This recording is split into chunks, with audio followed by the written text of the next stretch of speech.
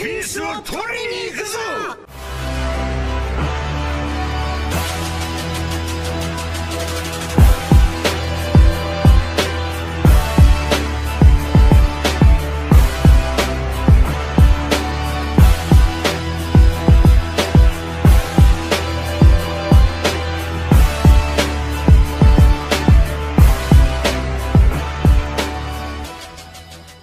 Salut les pirates, paix et fortune sur vous. Aujourd'hui nous voyons une théorie qui fait directement suite à la révélation finale du chapitre 1043. L'étrange phénomène arrive à Luffy pourrait être l'éveil de son fruit, le Nika Nika no Mi. Voyons ça en détail. Dans le scan 1037, le Gorosei évoque un fruit du démon dont le nom aurait été changé par le gouvernement mondial. De nombreuses théories ont été faites pour découvrir ce fruit et aujourd'hui, avec l'image finale du chapitre 1043, les débats ont repris. Ou plus exactement, il semble donner raison à plusieurs théories. Alors précédemment, j'ai eu à évoquer plusieurs théories. Il y a la théorie d'Hanuman, si vous voulez la revoir, allez dans l'avant-dernière vidéo. J'ai aussi fait la théorie de Son Wukong que j'ai fait dans la précédente vidéo. Aujourd'hui, je viens avec une nouvelle théorie. Les amis, tellement d'inspiration que vous allez vous en régaler. Le fruit dont parle le Gorosei serait celui de Luffy. Notre héros n'aurait donc pas mangé le fruit du caoutchouc, le Gomu Gomu no Mi, mais plutôt le fruit de la résine, le Nika Nika no Mi. Les amis, dans cette vidéo, je vais raconter l'histoire de Nika. Restez vraiment concentrés parce qu'on va découvrir qui est ce personnage ou qui est cette entité. Nika ou Joy Boy. Je profite de l'occasion pour vous rappeler, ceux qui ont besoin de voir les scans ou d'autres informations que je ne peux pas mettre sur ma chaîne YouTube, allez sur ma page Facebook, je mets beaucoup plus d'informations, les scans et autres, tout ce que je ne peux pas mettre sur YouTube, sinon je me ferai striker. Le lien est en descriptif, donc allez-y, abonnez-vous et soyez prêts. Je mets régulièrement beaucoup de choses dessus. Alors les amis, si vous êtes prêts pour cette théorie, on y va car moi je suis prêt. Je balance la sauce.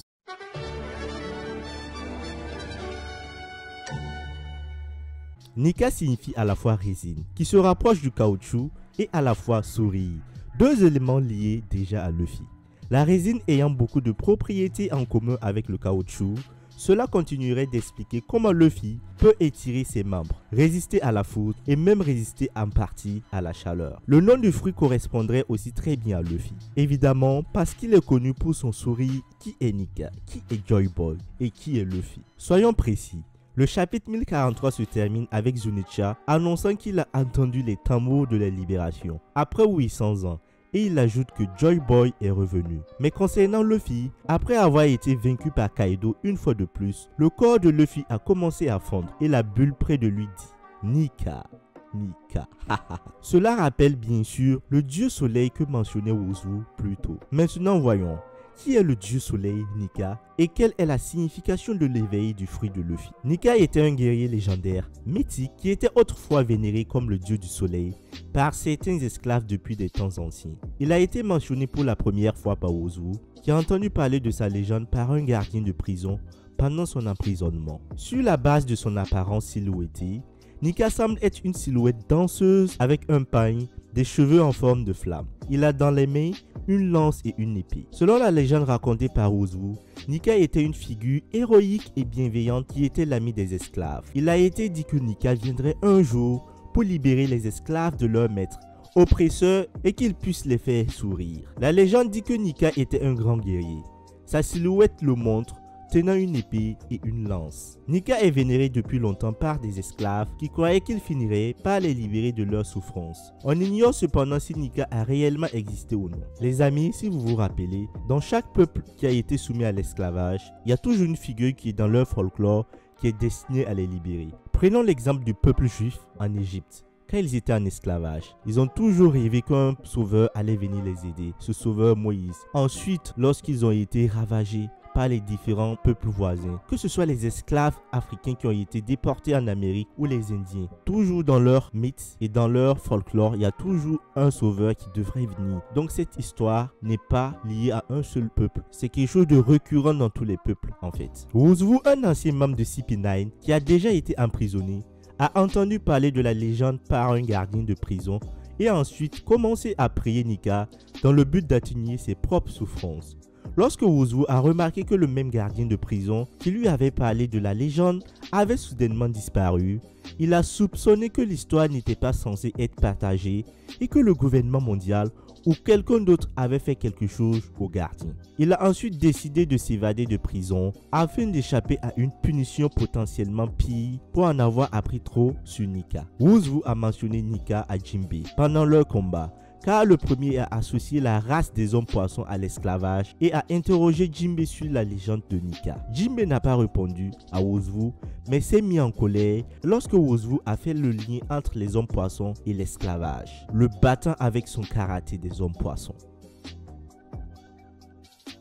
Le dieu soleil Nika et Joy Boy pourraient être liés l'un à l'autre. Ils sont décrits comme libérant les autres. Cela rappelle également fortement Luffy. Tout cela indique que l'éveil que nous montre Luffy pourrait être celui du fruit que Joy Boy possédait. Il s'appellerait le Nika Nika no Mi. Un autre point important, cela compléterait la théorie des nombres. Pour comprendre cette théorie, je vous la rappelle par l'extrait suivant. Un fan a interrogé Oda dans un SBS du tome 59 au sujet d'un fait étrange. Odashi, j'ai remarqué une chose étonnante, c'est que si vous montrez les utilisateurs du fruit du démon du chapeau de paille en chiffres, ce seront les chiffres de 1 à 10. Luffy Gomu, Chopper Ito, Robin Ama, Brook Yomi. Mais il n'y a pas de 2 et de 9. Alors est-ce que celui qui a mangé le Nikyu Nikyu, qui veut dire le 2 et le 9, serait Bartholomew Kuma et va être un chapeau de paille ensuite? Dis-le-moi s'il vous plaît, monsieur Oda. Quelle est la réponse de Oda? What? Oda est sous le choc lorsqu'il a entendu parler du Nikyu Nikyu no Mi. Mon Dieu,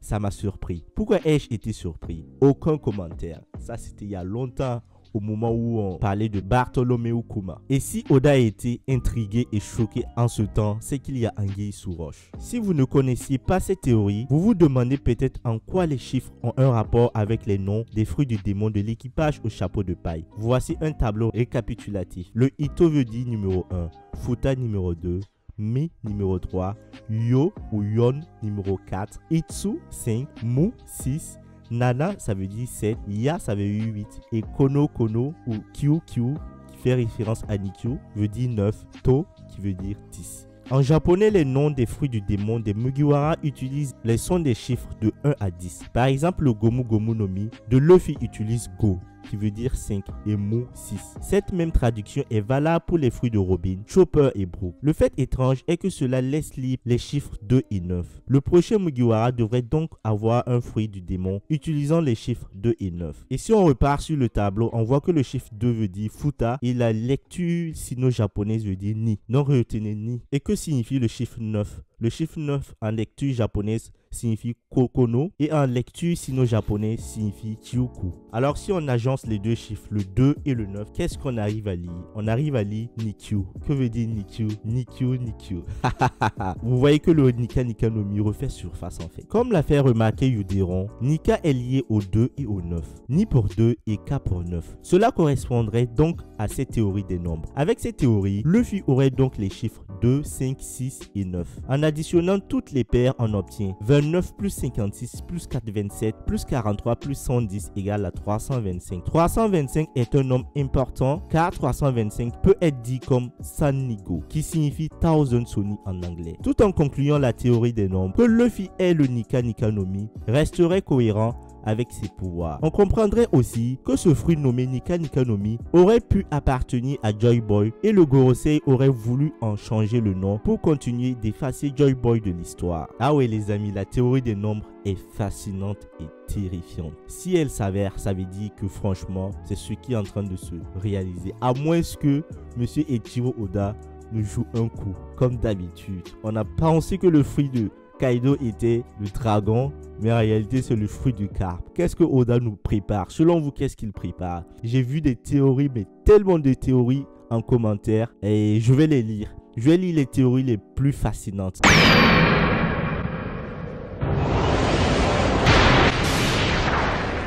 N'oubliez pas de vous abonner et de liker à max pour me soutenir parce que j'y mets du temps et j'ai besoin de votre soutien. Je sais que vous êtes présents et franchement ça me pousse à donner du meilleur de moi-même.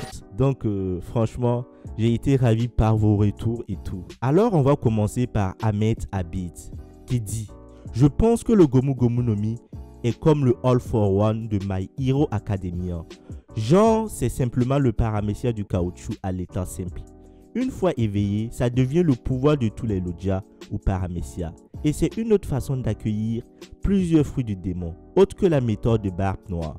Donc plus précisément, je pense que Joy Boy avait ce fruit et il a enregistré en lui ce pouvoir. Et maintenant, c'est la deuxième fois que ça s'éveille et ça sera à Luffy le pouvoir de Joy Boy de finir le reste. Maintenant, il faut que je pense à plus détailler ma théorie. Il y a J13 qui dit: tout y est, le chapitre 1043 annonce la venue de ce nouveau fruit. La résine ou encore plus poussée, le latex qui sert à créer le caoutchouc naturel. Rappelons juste que Luffy, s'il représentait un pays, ça serait le Brésil. Oh, tiens, le Brésil. De quel arbre vient le latex? Bah ça alors. L'Éveilla brésilien, l'Éveilla du Brésil. Mais c'est puissant ça. Mais pourquoi serait-il en possession d'un fruit qui ne serait pas le caoutchouc? Car comme le dit Shanks dans le chapitre 1, celui qui le mange voit son corps devenir élastique comme le caoutchouc. Ah bon? Comme le caoutchouc. Mais du coup, ce n'est pas du caoutchouc. Bah non. Mais avec le latex, on peut en fabriquer évidemment. Mais alors pourquoi le chapitre 1043 annonce ça comme une évidence? Bah simplement car M. Eiichiro Oda aime les chiffres, on le sait très bien. Et si l'on prend 10, 4 et 3, nous avons en traduction Ju, Shi et San. Mais je ne vois pas le rapport avec cette évidence. Ben, l'évidence c'est que Ju Chi-san se traduit Monsieur Résine. C'est incredible, n'est-ce pas? Voilà monsieur.